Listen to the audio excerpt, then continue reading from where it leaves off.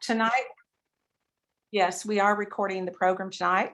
So for you, if you want to listen to it again later, or if people might have interest and they missed the meeting, they can go and get that. Okay, so tonight we're pleased to have Brooks Garcia, and he is a native Atlantan and has a wonderful history of working in the landscape profession.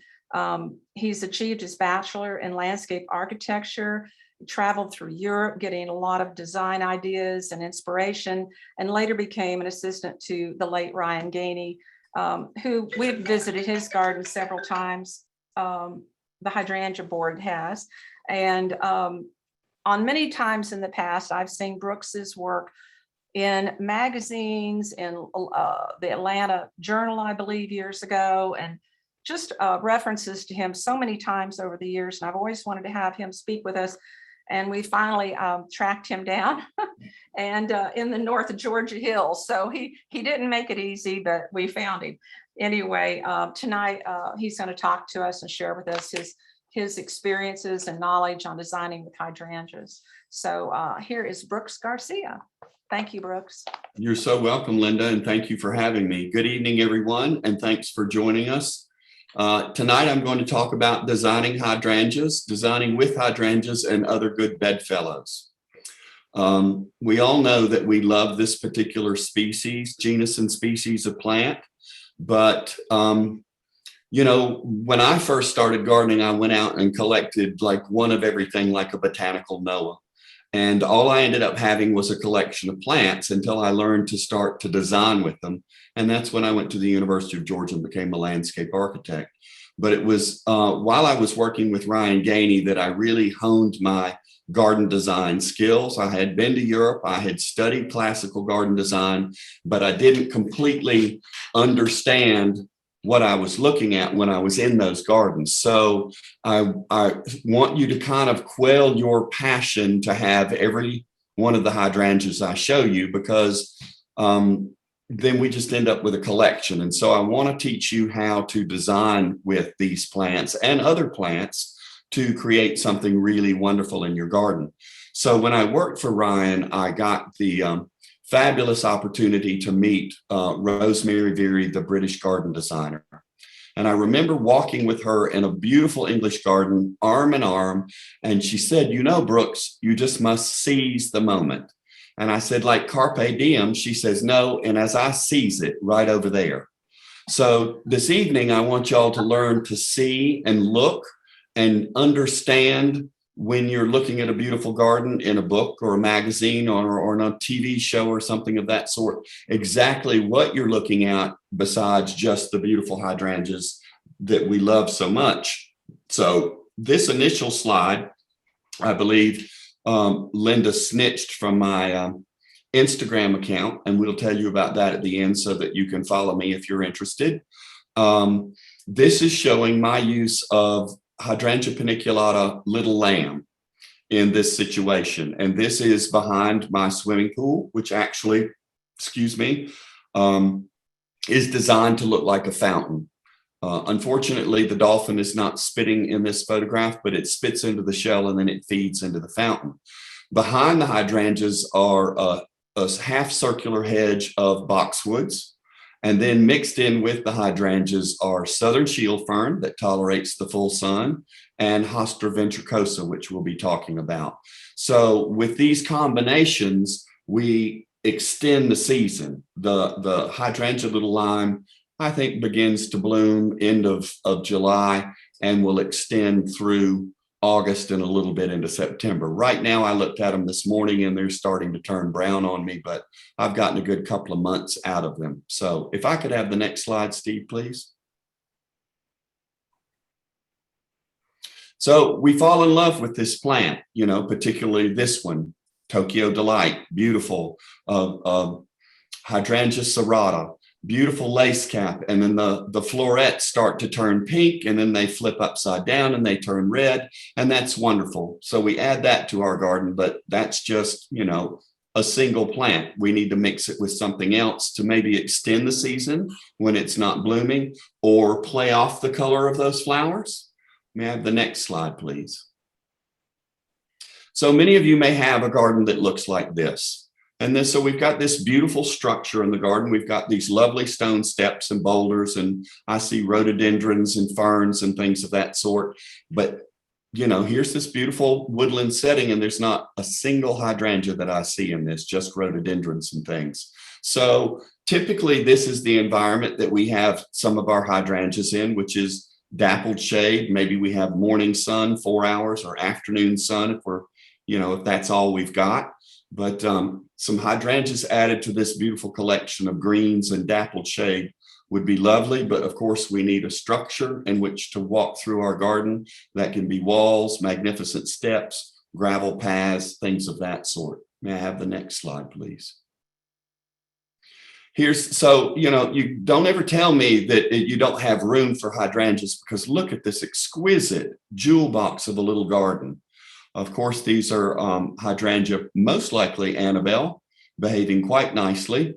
This is probably up north. That's why they're behaving quite nicely. Down here in the south, and probably there in Memphis, if we had them, they would be great big and they would be flopping over those boxwood hedges. But what we see is a wonderful structure here of a four-quartered garden, axial path with an urn, a focal point in the middle.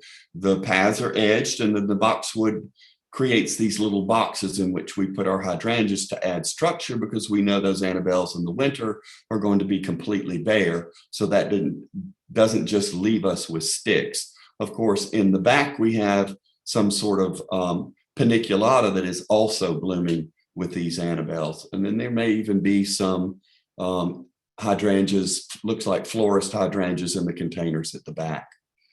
But it's all enclosed. We've got a wonderful little potting shed. So you see how all of this pulls together to create this charming little jewel box of a backyard. The next slide, please. So one of the things I learned from Mrs. Veary, this is a centerpiece on my table for my birthday at my home in Demorest, Georgia, in the foothills of the Northeast Georgian mountains. And so what I learned from Mrs. Veary, she has a wonderful book called The Flower Arranger's Garden. And one of the best ways that you can learn what combinations to pair with your hydrangeas is to arrange flowers with them. And so you go out into the garden and pick everything that you've got that's in bloom at the same time, whether it's early spring with oak leaf hydrangeas, or middle of the summer with our macrophyllus and our Annabelles, or later in the season with our Piniculatas. Then we can see what works really well together. That works for flower arrangement, but also we have to take into account cultural aspects of these plants, and will they pair well with one another. So what we see going on in this arrangement is we see a wonderful paniculata in there. That one happens to be limelight. I think there's some Annabelles in there. There's a tardiva in the back. There are some tuberoses sticking out of the top. And then the hosta, which I'll talk about, is one of my favorite ones. It's called Guacamole. And I mostly grow my hostas for the flowers and for the fragrance. And this one is a really good grower, very vigorous, multiplies, unlike some hostas, by clumping, it actually runs a little bit.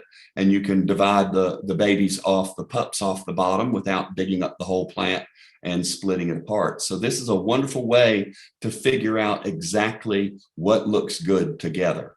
May I have the next slide, please? Of course, you can always plant your hydrangeas in mass like this to make a spectacular showing. Of course, this is limelight, one of the best early paniculatas.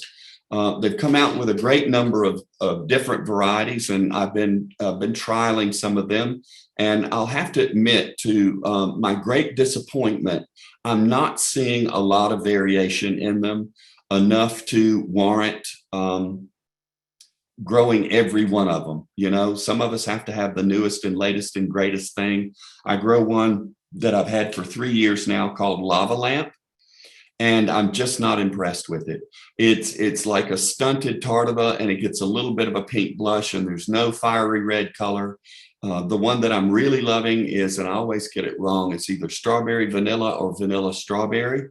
This year they've been absolutely spectacular in their with their pink blush, and they have extended all the way here into October with me up here in the mountains, and they're looking lovely. So if you have the room, you can do a spectacular border of hydrangeas like this to make a stunning statement.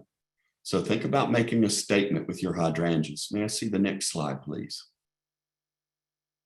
Again, here we have them showing to stunning effect. This could be all summer beauty. It could be Nico blue. It doesn't really matter. You see, you have sort of a purple one in there, mixed in with some roses and things, but used as a foundation shrub. But we know what's going to happen in the wintertime when these lose their leaves. We're going to be left with a lot of bare sticks. So this looks to be Martha's Vineyard, someplace up north. You can see the ocean in the background. Hydrangeas can be very salt tolerant, but y'all don't have to worry about that, neither do I. The point I'm making is using them in mass to create a wonderful statement like this. May I have the next slide, please? We all know this look. This is my Tardivus in early March as they're putting out, and this is what we're left with. We're left with bare legs, naked sticks, and so we know that they're going to put out a great deal of foliage and shade all that. And so what are we going to do? What can we do underneath that? Sometimes we don't want to crowd things, but these certainly could use a little bit of underplanting. But we're going to have to choose something very carefully that's going to tolerate the shade of that. But what's interesting about this is the Tardivus will take full sun. And this year, I think this is year before last, and I keep them cut at, that's about 4.5 feet. I've decided to cut them a little bit higher this year because I saw, and believe it or not, a commercial industrial park. I saw some that had been managed at almost 10 to 12 feet. And I certainly have the room for that. So that's what I'm hoping to do with that. But underneath them, we could plant something. So let's look at some of those possibilities. Could I have the next slide, please? We'll look at that down the road. Of course, Annabelle used to great effect here underneath these trees. These trees are probably Carpinus. Actually, they're not. They're cherries. Probably Kwanzan cherries, sort of a formal garden with teak benches. And what hides the bare legs are a stone wall so that the hydrangeas flop over the top of them, and they're used in mass. Of course, the light source is coming from the front, so the hydrangeas are going to lean forward over the wall, which puts them at their best display. Next slide, please. Again, what a beautiful house, gray house, probably Martha's Vineyard, something of that sort. Complete massive display of Nico blue or all summer's beauty, contained by a picket fence. And then, of course, you can see the hedges on either side of the walkway going up. They're going to help skirt their naked legs in the wintertime. May I have the next slide, please? Again, we're looking at the same sort of thing, a beautiful white sort of farmhouse, a white picket fence, and then we're playing the beauty of these. Now this looks, I'm going to guess at this one, it's Paniculata, obviously. I'm thinking because of the size of this and the laciness of this, this could either be Wedding Day or Bobo. Because of the small stature of these, my guess is it's Bobo. That's one I'm trying in my garden and trying to get it up to the right size. But here, you don't have to have a lot of room. These are probably 3 to 4 feet. Remember, with your Piniculatas, you can control the height with pruning. May I have the next slide, please? Again, we see another beautiful garden with a white gate. It's a wonderful entrance. And what I want you to note is the beautiful pathway and then the clipped hedges that, again, contain these beautiful Annabelles. They could be hills of snow. That's one that was in the trade long time ago that you don't often see, hills of snow. If you look at them from the side, I wish I could point. I want to point at the screen, but you can't see that. If you look at the ones on the right, you can sort of see they have a mounding habit and they're flat on the bottom. That's what leads me to believe that these might actually be hills of snow. Their flowers don't get as big as Annabelle, so that when it rains, they don't flop nearly as badly. You can also go into this bed if you have a problem with your hydrangeas flopping and you don't want them to flop, is go in and put some stakes in and then put a piece of what we call welded wire mesh, which is 6 by 6 that you can get in big rolls from Home Depot. Unfortunately, it's not inexpensive. I think for 100 feet, it's $125. But for those of you who like the vegetable garden, they make the most excellent tomato cages. But then you would do your stakes and lay the wire over the top of it, and then the hydrangeas would grow through that, and then that would hold them up. May I have the next slide, please? Again, we've got Annabelles. You see how they're flopping. I never quite understand how the English or the people up north can have hydrangeas flop on their boxwood hedges and it not kill them. Next, hills of snow. That's probably hills of snow. That's what I'm saying it is here. That's my belief, again, because they're flat on the bottom and have sort of a mounded, bumpy effect on the top of them. May I have the next slide, please? Again, a massive display, makes spectacular. And then they use some pots full of color. Here they've used white agapanthus. Of course, you can accent it with anything else you want. Lovely combinations, of course. Silver looks really good with white hydrangeas, touches of blue, pink, anything that you like. That's what makes your garden distinctive and shows your personality. The next slide, please. Again, look at this massive display. Is a foundation planting in front of a house. Now, we've talked about that, and I've shown a couple of examples of that. And here's a wonderful example of where they've combined it with other plant material. You've got what looks like to be a dwarf loropetalum in front of the hydrangeas, and then a lovely golden carex. And then on the left, we have a nice Japanese maple. So we created a layering effect here. Actually, the shrub on the right-hand side with the Piniculatas could be a dwarf type of Nandina, maybe Bar Harbor. So that gives you the evergreen in the wintertime, and the carex will stay evergreen, ever gold if you want. And then the hydrangeas, of course, will go to sticks. And then after they finish blooming, you can cut them back if you don't want the dried flowers on them. But here we have a wonderful, lovely sort of layering effect going on. May I have the next slide? Massive display. This is in Italy, of course, on Lake Como or Lago Maggiore. And here there's a magnificent, stunning planting of what I think to be Merit Supreme. So if you ever see a hydrangea here in the South and it's got that beautiful rich purple that you sort of see there in the middle, that's probably Merit Supreme. Of course, you can change the color of it according to the soil. The pink ones that are mixed in there with it are Merit Supreme. It's just that the alkalinity has changed the color of the flowers, as you know, either with aluminum sulfate or lime. It takes a lot of lime to make a hydrangea stay pink here in the South, as you know. Next slide, please. This is a lovely garden, and I love the way they've combined. It seems to be an all white garden. Again, this leads me to believe that it's a coastal garden, and the hedge helps to protect the hydrangeas in the interior garden around this swimming pool from the salt spray. And we've got a variety of Piniculatas, and it looks to be, we've got Phlox David in there, Chrysanthemum Becky possibly, we've got Pravoschia, butterfly bushes, and some lovely grasses mixed in with that. So try working other plant material in with your hydrangeas and not just have a planting of hydrangeas. So you've got multi-seasonal interests going on and not just your hydrangeas. This is a fabulous example of how to integrate them into a garden. May I have the next slide, please? Again, we're back at my home, and that is Little Lamb in the background, mixed with Southern Shield Fern and Hosta Ventricosa. Hosta Ventricosa is not fragrant, but it is a species hosta, and it blooms for me before the hydrangeas do. So I get the wonderful purple. What I like about Hosta Ventricosa is it stands bolt upright, and the flowers do not flop. They do lean, but they don't flop.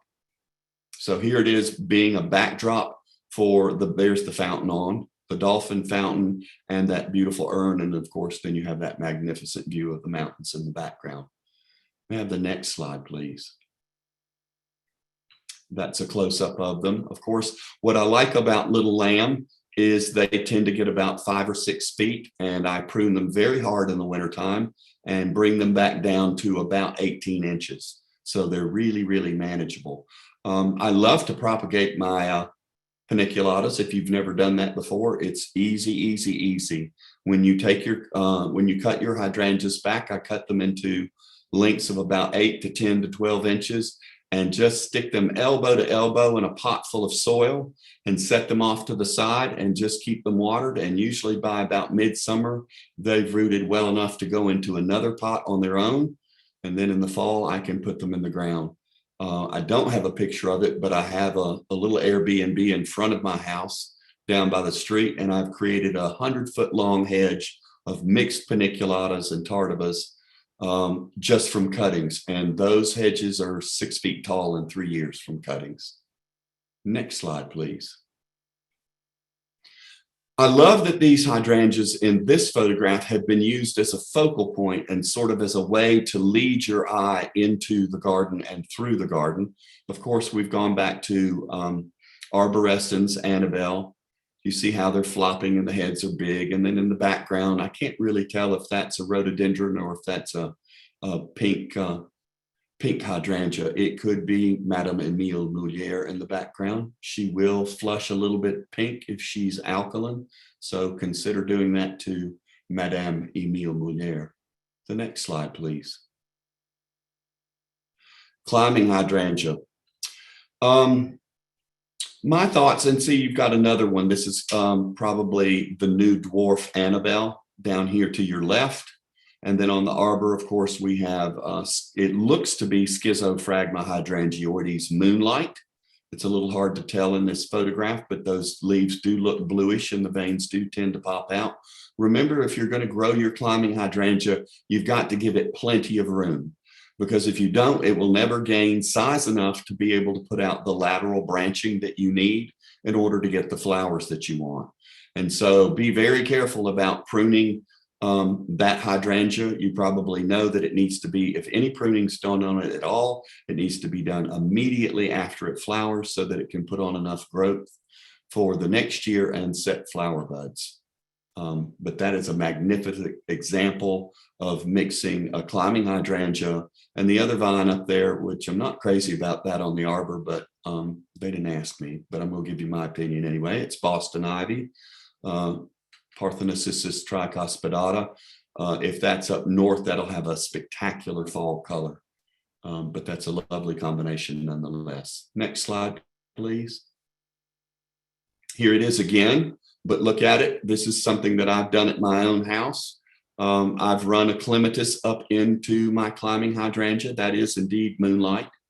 I can tell by the blue leaves on that, which is another reason to grow that plant. So when it's not in flower, you certainly get the wonderful foliage on it. But think about mixing Clematis in with your climbing hydrangeas to have a double season on that. Next slide, please. Here's a picture taken from my garden. So we're going to talk about the good bedfellow aspects of it. Of course, I have boxwoods in the background that give me my winter anchor. And then there's my Hosta Ventricosa to the left. You see it stands bolt upright. It's beautiful lavender with purple stripes. Wonderful sort of quilted leaves. It's very, very durable, very tough. It will take some drought and it will take some sun up here in the mountains. But what I love about this is off to the right here, you've got not only the Annabelles, but you've got wonderful pink Monarda bee balm worked in there in combination with that beautiful Hosta Ventricosa. And at the feet of the bee balm, which is actually in bloom right now in October, is, and I think they've changed the name of it. It used to be Eupatorium colistinum. I think it's another name now. This old dog has a problem learning new Latin names. Blue ageratum. It's a native wildflower. Does really well. And the good news, people, is the deer won't touch it. What's really interesting is the deer come up in this part of the garden and they don't touch these hydrangeas for some reason. Now they will occasionally mow the hosta down, but there'll be some years that they won't touch them at all. Next slide, please. Here we go. Now we're starting to use, we're thinking late season with our Piniculatas as they're starting to turn color. And they've done a wonderful job echoing that color off of some heuchera. there in the background, and then playing the gold of that wonderful golden dawn redwood in the front. And then of course the grasses, the miscanthus could probably be adagio since it's dwarf.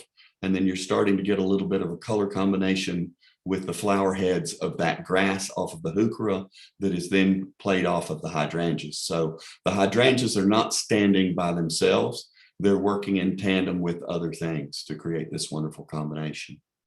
May I have your next slide, please? That's a lovely plant. I've tried to grow Aspera villosa, but that was Atlanta and it did not like our heat. It might do better for me, but I haven't thought about it because, as you can see, it can get quite unwieldy. It is absolutely spectacular with those about foot-long velvety leaves. So when it is not in flower, but think about putting a hydrangea maybe in a pot and making a statement with it.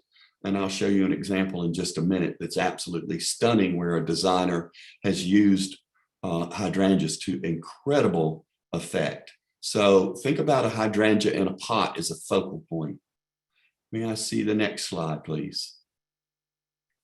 Here we go again, a beautiful planting in what sort of looks like a what I'd call a pass-through garden, in which they have a beautiful patterned path and some gravel, and then these beautiful pink hydrangeas sitting down in what looked like to be wicker baskets, but I'm sure there's something else inside that. They're not planted in those baskets, but that beautiful color draws your eye down through this garden. And then of course it's backdrop with two beautiful evergreen hedges on each side. So here is hydrangeas used in a container to a wonderful effect. May I have the next slide, please? This is the one I'm talking about. It's probably Penny Mac, which is, I believe, to be all summer beauty. That's what there's a big discussion about that in all the hydrangea societies about, is it Penny Mac? Is it all summer beauty? Are they the same plant? Until somebody actually does some genetic testing on them, I pretty much have come to the assumption that they are the same plant. Here, this designer has used it to absolutely spectacular effect.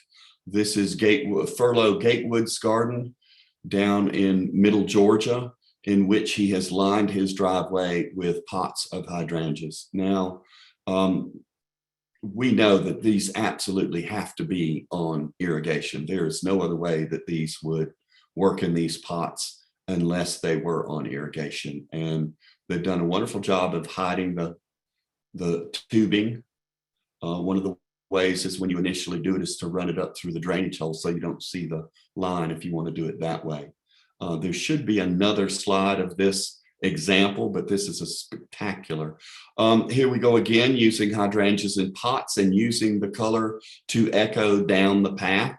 I'm not necessarily sure that the ones in front of us are planted in pots. This is P. Allen Smith's garden in Little Rock, Arkansas, with that magnificent view down to the river. And of course, he's got that folly with a statue, which is the focal point. Absolutely stunning. Not sure what this one is. Probably could be Merit Supreme. Again, he's able to control the pH in these pots a little bit more carefully because they are in pots. So that's my guess, is that this is Merit Supreme. May I have the next slide, please? Here again, used to great effect with mixed plantings underneath the hydrangeas rather than just do the hydrangeas. You've got wonderful seasonal color tucked in underneath them to, and this is not a very big garden, so you've got lots of impact, and they've played that color off of the color of the cushions on the terrace. So this is another wonderful way to use hydrangeas as potted plants. Next slide, please.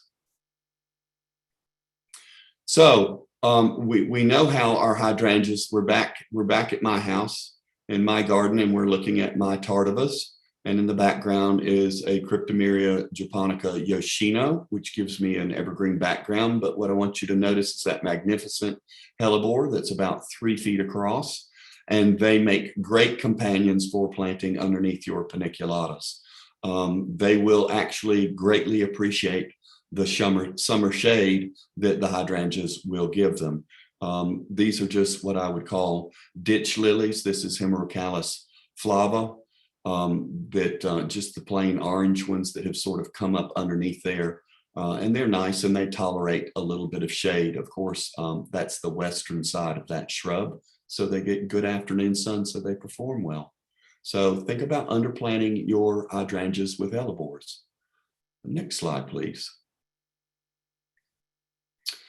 This is down my driveway, one part of my driveway that gets a good bit of shade. And so I find this to be an exceedingly serviceable early spring bulb that the deer will not touch. And this is Spanish hyacinth, Spanish Scilla hispanica. You can get them from the bulb companies. They multiply very quickly and they will tolerate shade. And think about underplanting your hydrangeas with some early spring bulbs so that while your hydrangeas are still either dormant or just leafing out, you've got a little bit of early spring color here. In the background, there's a ground cover called Lamiastrium. I don't know that I would unleash that on my worst enemy, but it will tolerate shade. It does run like Vinca minor and major, Vinca major. It is somewhat evergreen and does have a lovely yellow flower and tolerates dry shade. Of course, in the background, we have sensitive fern and Matukia, ostrich fern, which I'm absolutely in love with. And ostrich ferns will grow in dark shade. They do like wet feet. So maybe back behind the hydrangeas would be a good spot to put your ostrich ferns. Next slide, please. Lunaria, money plant. It's an old-fashioned plant that you don't, it's also called honesty, that you don't often see. It comes in sort of a bright purple, sort of magenta, and I prefer this lovely white one. It blooms early in the spring. It does grow in the shade. And then, of course, it sets those beautiful silvery seeds that can then be used for dried flower arrangements or in regular flower arrangements. It is a biannual, so once you get established, be sure to spread the seeds around so that they can continue. But these would be a great companion plant with your hydrangeas early in the season. Again, that's the Lamiastrium. It is an aggressive plant, so if you do have a small garden, I don't recommend it, but this is about a 300-foot swipe, so I needed something that the deer wouldn't eat that would do really well in this environment, so it works for me. Next slide, please. Here's another wonderful, lovely plant that's in that combination. This is Iris japonica. This is Japanese iris. This is not a bearded iris. These can be rather productive in their growth habit in that they'll run by underground stolons and they'll spread over a great area very quickly, and they really tolerate beautiful dry shade. So it would be a great plant to use as an underskirt underneath your hydrangeas. They only get about 12 inches tall. And then in the spring, they're covered with these beautiful light blue flowers that look like orchids. Dry shade, really an excellent plant for dry shade, which you don't often find. Next slide, please. Again, we're back to my Matukia, my ostrich ferns. These are about 3 feet tall. What I really love about my ostrich ferns is how they run. You know, most ferns like holly ferns and autumn ferns and Korean rock ferns and Japanese painted ferns, they tend to clump and they don't get very big and they don't run, whereas the Matukias spread by rhizomes, and this patch is about 3 years old from about 6 plants. So it is rather vigorous. It will spread and it's easily dug up and shared with friends. These were shared with me and I'm grateful for her. She comes every spring with another box full of Matukias. If you look in the background on the bank, you'll see that is the iris on the bank in the background doing a fine job of covering that hillside. And then, of course, you see peeking through the Matukias, there's my Lamiastrium again. So think about mixing ferns in with your hydrangeas, either as an underskirt, as a lovely accent to give you, for you flower arrangers, these Matukias make the most wonderful spore fertile fronds that look like feathers that I've actually sprayed gold and used for Christmas. They're stunning. It's a great plant. Next slide, please. Here we go with my Hosta Ventricosa. This is what it looks like. They do make big clumps. They do flower over an extended period of time.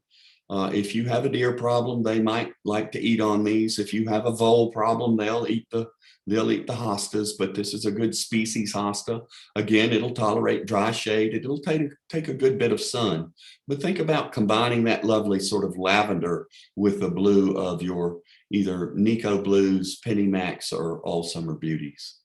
Great combination. Next slide, please. I told you I love my hostas. This is a sport off of Plantagenea. No, this isn't off of Plantagenea. I'm sorry. This is honey bells. Absolutely spectacular. I've got honey bells in my garden. I love it again because it's fragrant and it blooms late in the season.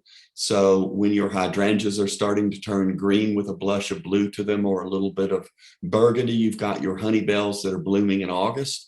Exceedingly fragrant, blooms over a long period of time, very vigorous, makes big clumps, and is excellent hosta. I highly recommend it.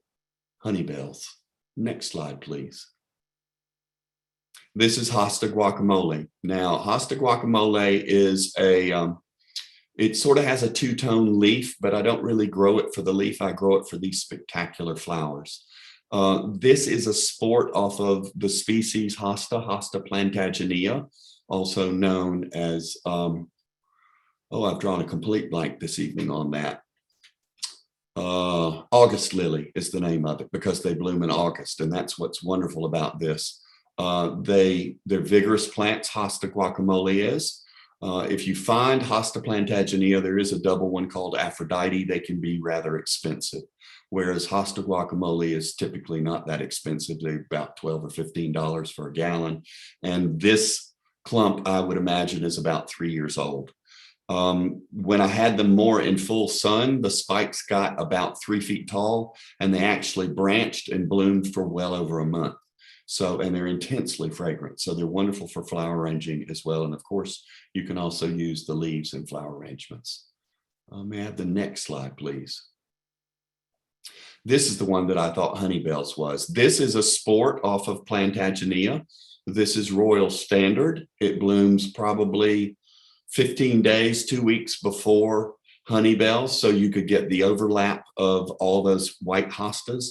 Again, a very fragrant hosta, a good multiplier, not really grown for the foliage so much as it's grown for this spectacular floral display. Both honey bells and Royal Standard are fragrant. And like I said, honey bell guacamole is also excellent choice for mixing in with your hydrangeas. Next slide, please. Clematis. I didn't used to be able to do real well with clematis in Atlanta, but up in the mountains, I'm a little bit further north, and they tend to do really, really well. If you use the Viticelli variety like these two, and you'll have to forgive me, Blue Angel is on the right, and I could not find the tag for the one on the left, but they are both Viticella type clematis, and they're very vigorous. The one on the left has been in the ground for probably 3 years. And this summer it reached 15 feet in height and bloomed for 2.5 months. So you want the ones that are really, really vigorous, that will climb and compete with the hydrangeas. The other ones aren't as vigorous, and so they're not able to compete with the hydrangea growth. So consider using a really strong climbing clematis as a companion plant to your hydrangeas. Next slide, please. Another one of my favorite ones is Betty Corning. It is also a Viticelli. Clematis paniculata, which bloomed in August and early September, is also a lovely combination for hydrangeas, particularly with the paniculata varieties that are just starting to come into bloom. Of course, you may know it. It's small white flowers in large clusters, lays across like a large blanket. Sometimes they have really showy seed heads that persist, so that is another season of interest for them as well. So Clematis Betty Corning. Next slide, please. Here's something that you've maybe never considered as other color options. And I did this at my home in Atlanta. I had a blue door like this on a wonderful gate, and you can play off the color of your hydrangeas off of a door. So if you wanted a pink door or a purple door or something of that sort, think about planting your hydrangeas off of an architectural color in the garden. It makes a stunning statement when the hydrangeas are in bloom. There was a house in Atlanta, was an Italian villa, and it was painted bright orange, and it was called the Villa Cairo. And she was bold. She was a bold gardener, and she planted Nico blue entirely around the foundation of that house. And it was a coveted invitation to be invited to the Villa Cairo for the hydrangea party when the hydrangeas were in bloom. And the blue against that orange of that house was most memorable. Unfortunately, the house sold, and the new owners couldn't live with orange, and they painted the house. It broke my heart. Anyway, next slide, please. Here we go, late summer, early fall. Vanilla strawberry is coming into its own for the reason it's called. And then we've got these lovely plants that are blooming pink. They look like Erica to me, which would be heather. Of course, I'm seeing a white birch in the background. That means that won't work for us here in the South. But what I'm suggesting here is that you think about something that would be blooming at this time of the year that would make a lovely color combination with your vanilla strawberry piniculatas when they're doing this particular wonderful thing. Next slide, please. Don't forget your chrysanthemums. Here we are going into the second and third week in October. This is what I call the final curtain, the final stage call as the final actors are coming on the stage. Third week in October are our chrysanthemums, our dahlias, our Japanese anemones, and other asters. This is a lovely sort of apricot one. I don't know the name of it. I think it's not Ryan's yellow. It's sold by a nursery down here, and it's just referred to as apricot. It does come out apricot. It does go to a rich yellow and then to a faded yellow, and then sort of picks up the apricot tones. But if you had your piniculatas, like your vanilla strawberry, maybe if you had an underskirt of these wonderful single Korean mums to make a wonderful last hurrah. Japanese anemones that just finished blooming in late August and September are another option. I love the jewel tones of the pink ones. They also come in white, make a lovely combination with your aging blooms on your macrophyllus. So consider adding some of those to your garden. Next slide. We're back at Furlow Gatewood's house, and this is what I'm talking about, this absolutely stunning display of pennymac, all summer beauty, whatever you want to call it. It's just stunning, absolutely, absolutely stunning. And it's even more so if you can get your peacock to stand still when they take the photograph. But I thought about doing this. I couldn't afford the pots, and then I had a deer problem. So I decided not to do that. But when I win the lottery, I'm certainly going to do that down that aspect of my driveway. Next slide, please. Well, that's it. So if we'll go back to that slide, please, Steve. I leave you with that magnificent view of your favorite plant, and love it and combine it with other things and use it to its best effect, because it's a great genus.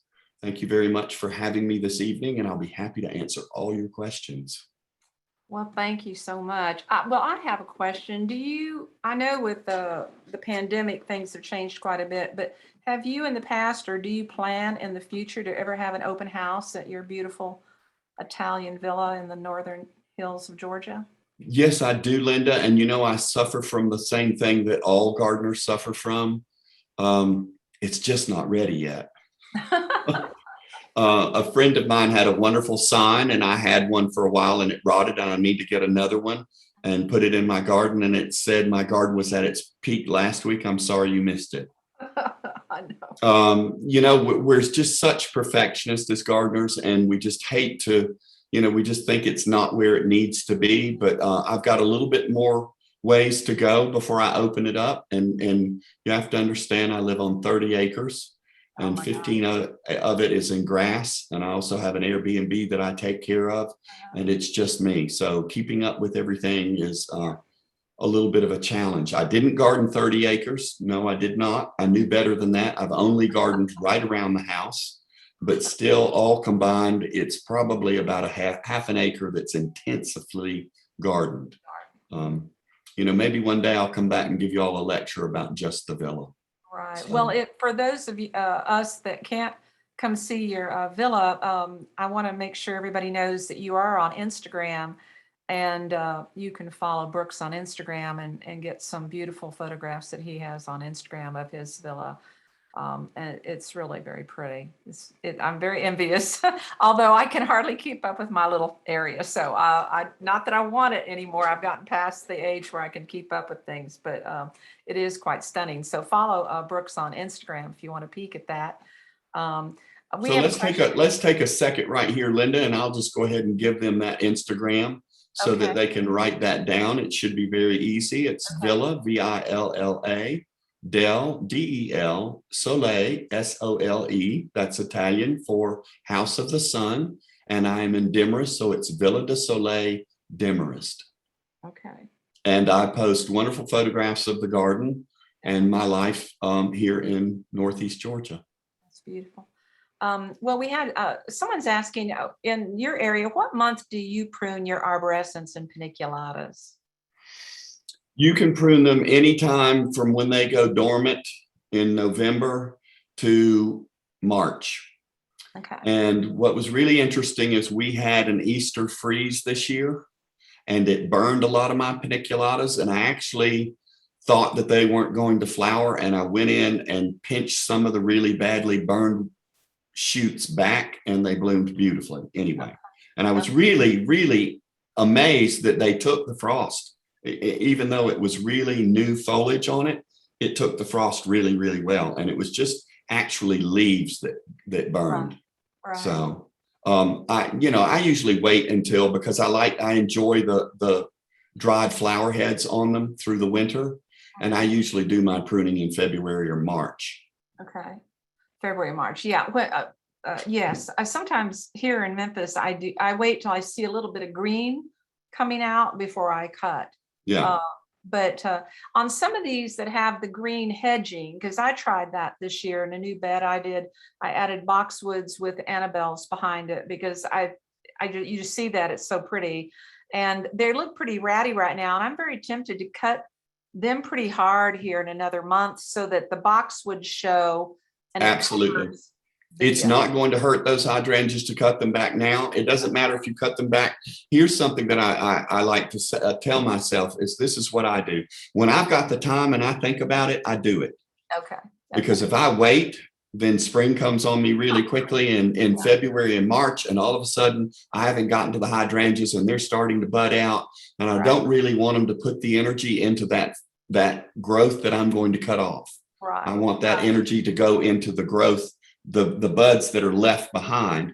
So I want to make sure I cut them soon enough. So sometimes if I get around to it, or I think about it and I walk past the Annabelles or the hills of snow, they get cut off.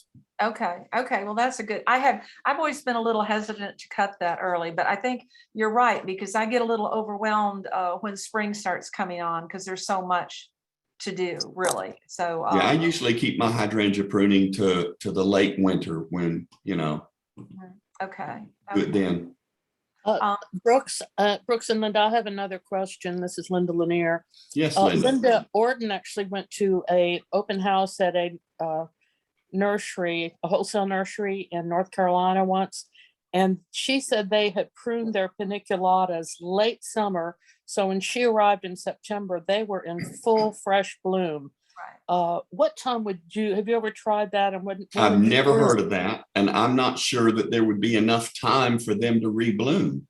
Mm-hmm. Mm-hmm. We figured they had done it around July, maybe, but just been. Well, see, that's the interesting thing. My piniculatas don't bloom until late July, early August. and into September. So you see, if I were to cut them back, there wouldn't be enough time for them to put on new growth to flower again.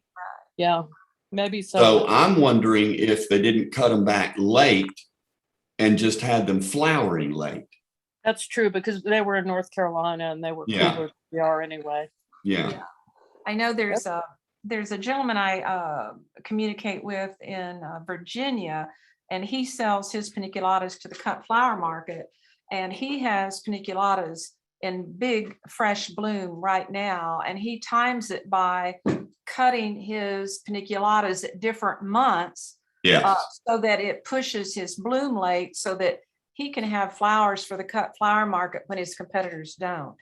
Yes. So he's kind of figured out how to do that. So I guess the reality is, it's whatever we want to take a chance and do. Well, yeah, you're going to have to experiment, or you're going to have to get a hold of him and ask him what his secret is. Yeah. Well, so, so I think just like gardening, it's experimentation really, and kind of finding out what works for you. So I think that I had one more. I'm asking more questions than anybody about the hardwood cuttings that you were talking about. You took them in the winter, like December or something, and Anytime in the winter. I have taken them in as late as March. Okay, and just stick them in a gallon pot, thick and. Actually, Linda, what I do is I take a 3-gallon or a 5-gallon pot, fill it up with potting soil, and stick them elbow to elbow. So there could be as many as 30 or 40 cuttings in a pot. Okay. And then I just water them like everything else, and then they'll leaf out. And it's a gamble. It's game of numbers. Not all of them are going to root, but out of that 30 or 40, you could get 15. Okay. But still, that's a free plant. It And sure I've is. not seen tardiva on the market recently. Somebody recently said, "Oh, I saw some," but I hadn't seen them in years. That is such a good plant. Such a good plant. That's my favorite one, because the blossoms are very open and lacy, and they don't look so congested and over artificial to me, like some of the limelight. Yeah. So, And they stand up. Yeah. They stand up. They don't flop in the rain. Another one that's along that line is Unique. I haven't seen that one offered. It's supposed to have really large sepals on it. Okay. So the sterile part of the flower is supposed to be really large, and they tend to blush with a little bit of pink. But like I said, I've not seen a Unique for sale in a long time. I know there's been so many new Piniculatas coming to market that the older varieties are just, they're like you said, the newest and the greatest is what everybody's pushing. And a lot of the older varieties aren't even in the market. They're not even in production, like they used to be, which is kind of sad. If you have somebody that's in the trade in your organization, see if you can't get a hold of the Proven Winners book on hydrangeas. It's absolutely spectacular. It makes you want one of everything. But I also understand, by looking at those photographs, that's further north than here. Yeah.